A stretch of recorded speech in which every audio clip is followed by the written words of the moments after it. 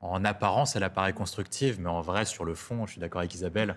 C'est-à-dire qu'en fait, elle pose des conditions qui sont inacceptables Inacceptable. pour le bloc central, dans la mesure où le président de la République a dit très clairement qu'il était ouvert à nommer un Premier ministre de gauche si par cas le PS rompait avec LFI.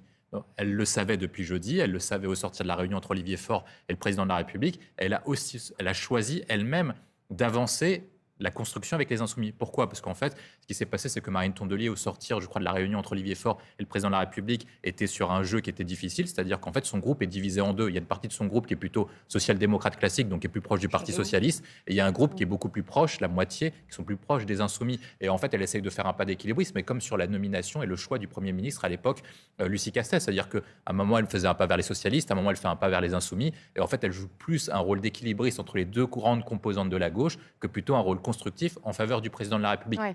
Au sortir de là, maintenant, le président de la République a à peu près trois grandes options. La première, c'est de bâtir une grande coalition qui sera une coalition Front républicain allant des communistes jusqu'à Horizon, qui rassemblerait Lyotte éventuellement et qui aurait une majorité absolue et qui pourrait gouverner, à ceci près que vous retirez quelques députés qui sont hostiles à cette coalition, comme Sandrine Rousseau, etc.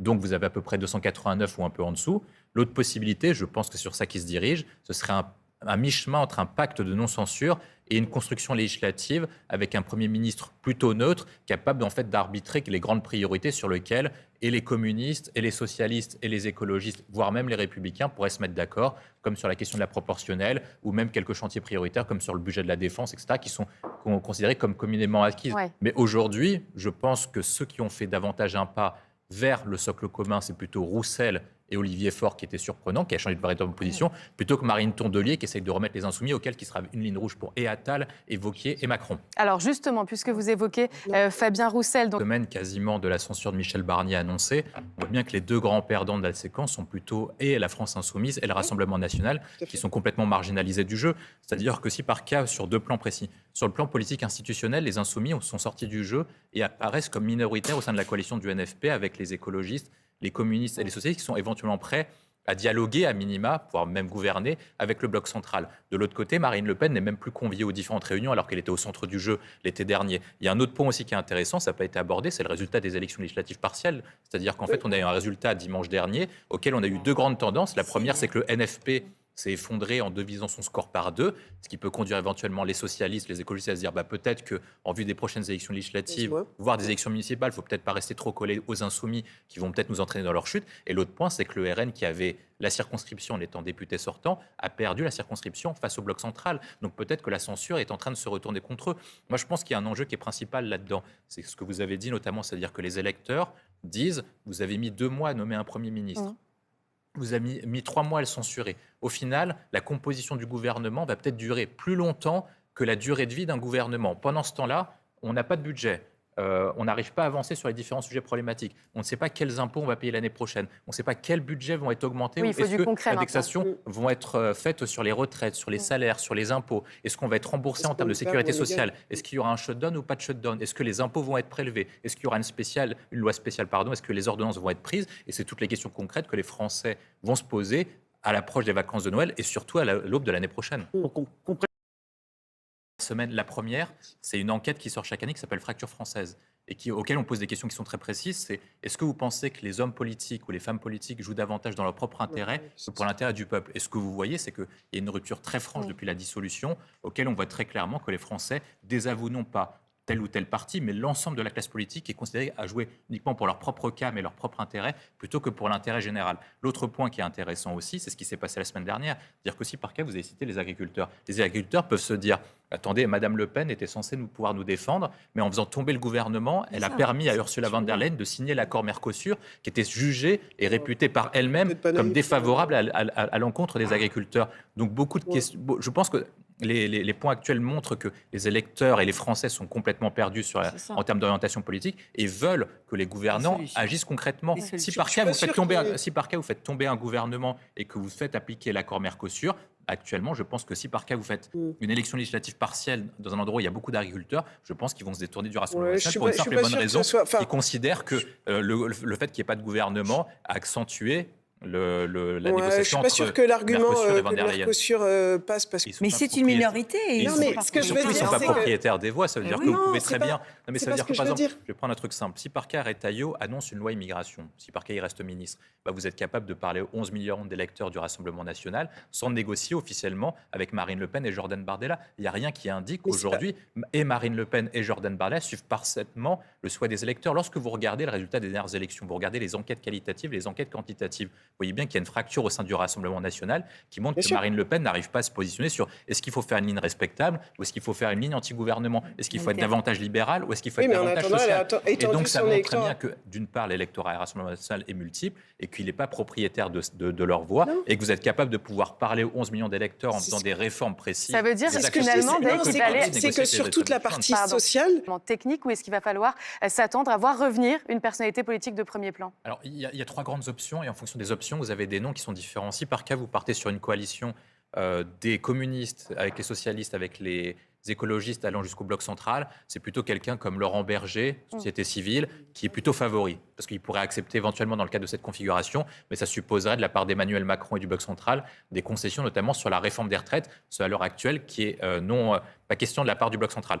La deuxième option, ce serait un pacte de non-censure allant du Parti socialiste jusqu'aux Républicains. Et là, le meilleur pour l'incarner, ce serait François Bayrou, parce qu'il est capable de pouvoir négocier à la fois avec la gauche et à la fois avec la droite. C'est quelqu'un qui n'a pas de tabou dans les négociations. Ouais. Et en plus, comme il est habile politiquement, il connaît la plupart des gens, il sait négocier aussi bien avec les gens de gauche qu'avec les gens de droite, parce qu'il gouverne à droite dans sa mairie de Pau. Et en même temps, il est capable de négocier avec la gauche au sein du Parlement, parce que les députés MoDem sont plus proches de la gauche que de la droite au sein de l'Assemblée nationale. Et si par cas, les deux options-là sont complètement exclues, dans la mesure où les socialistes diraient non, on ne veut pas de pacte de non-censure, si par cas il n'y a pas quelqu'un de gauche qui est nommé, vous arrivez sur une troisième option qui est le bloc commun, donc Michel Barnier 2 bis, et là ce serait plutôt quelqu'un comme Le Cornu ou un Premier ministre LR qui serait nommé, et ce serait la dernière option d'Emmanuel Macron. Mais en fait, ce qu'on disait tout à l'heure, c'est pas qu'Emmanuel Macron veut négocier ou pas avec le Rassemblement national, c'est qu'il a des options préférentielles. La première option préférentielle, ce serait de faire un accord de grande coalition, parce qu'elle pourrait durer jusqu'à la prochaine élection présidentielle. Le problème, c'est de trouver quelqu'un qui gouverne avec une plateforme qui va des communistes jusqu'à Horizon, c'est quand même compliqué idéologiquement, il faut avoir une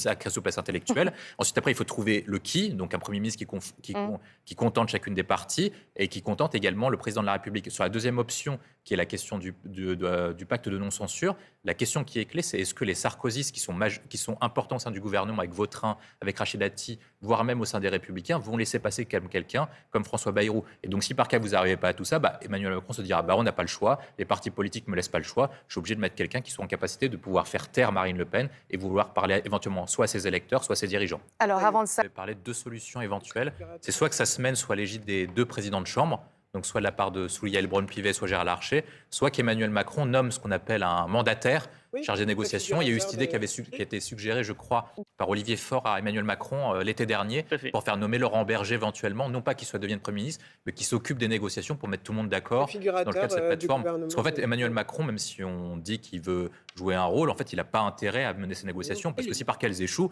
peut-être très rapidement, la France Insoumise et le Rassemblement national vont dire regardez, c'est de sa faute si ça ne marche pas, il faut qu'il démissionne, il faut qu'il parte.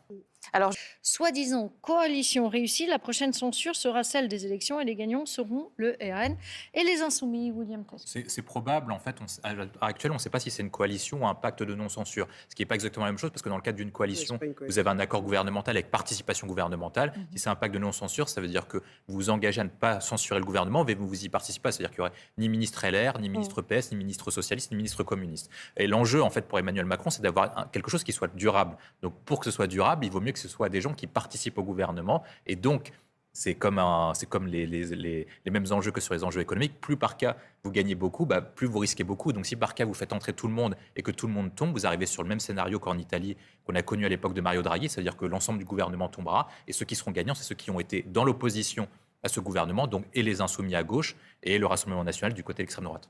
Allez, Daniel, il nous demandait pourquoi pas François Hollande, Premier ministre, Daïk. C'est-à-dire que si par cas on arrive sur un gouvernement dit indépendant ou ce qu'on appelle un gouvernement technique, c'est-à-dire que automatiquement, quasiment, tout le monde sera d'accord pour que Emmanuel Macron effectue la dissolution soit en juillet, mais moi j'y crois pas trop, plutôt en septembre 2025, et pour provoquer des nouvelles élections. C'est un peu l'option de la dernière chance. Et si par cas toutes les dernières options, les options précédentes, n'arriveraient pas à leur terme. Je pense qu'on arrivera sur quelque chose qui va être mixte entre les deux, c'est-à-dire qu'on va arriver à un gouvernement politique, mais potentiellement géré soit par quelqu'un qui n'a pas d'ambition présidentielle, soit par quelqu'un qui soit en dehors des partis, avec un profil plutôt technique, dit technicien ou société civile, dans la mesure où il n'aura pas d'antécédent politique, on ne lui supposera pas des ambitions présidentielles, et il n'aura pas d'antécédent au vu de personne le détestera soit au centre, soit à gauche. Taïk, un mot là-dessus. Prochaine présidentielle au détriment de la politique intérieure, William. Je ne pense pas que ce soit son intérêt, honnêtement. Il essaie de trouver une solution. En fait, il a plusieurs critères. C'est pour ça qu'il n'arrive pas à prendre une décision rapidement. C'est qu'il doit essayer de faire en sorte d'avoir un gouvernement qui soit stable jusqu'aux prochaines élections présidentielles. Mais ça, je pense qu'il y croit de moins en moins. Donc maintenant, ce qu'il essaie plutôt de faire, c'est d'avoir un gouvernement stable qui pourrait durer au moins jusqu'à, hypothétiquement, la prochaine dissolution possible, donc entre juillet et septembre 2025. Et pour ça, en fait, il a très peu de solutions. Il doit faire en sorte qu'il n'y ait pas de coalition contre son nouveau gouvernement qui rassemble 289 députés, en sachant que comme le RN et LFI vont voter automatiquement contre ce futur gouvernement, il y aura à peu près 200 députés qui vont voter contre. Donc maintenant, votre objectif, à partir de là, c'est, vous avez un socle commun qui est à 170, il vous faut potentiellement les LR qui sont à 50, donc si par cas vous avez ça, il vous faut soit les socialistes, soit un duo Liot, écologiste et communiste. Et donc à partir de là, c'est quand même compliqué d'arriver sur des positions qui contentent à la fois et les écologistes et les républicains qui sont complètement opposés en termes de politique. Daïk, juste pas longtemps, est-ce qu'il prend son temps, Emmanuel Macron? Mais non, mais la question c'est...